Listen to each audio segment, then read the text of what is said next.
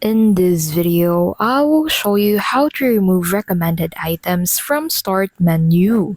So to be able for you to remove the recommended items on your Start menu, the first thing that you will need to do is to go ahead and open settings on your Windows device. So you can do that by clicking on Windows plus I on your keyboard. Now on settings, head over into the personalization tab.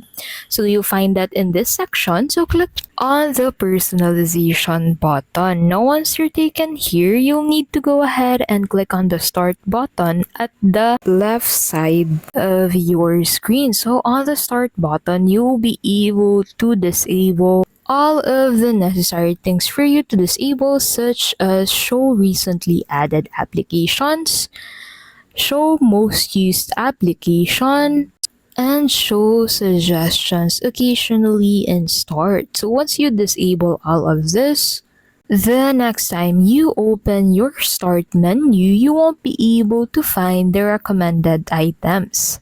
If this video helped you out, please don't forget to give this video a like and subscribe into our channel to keep updated with our latest videos.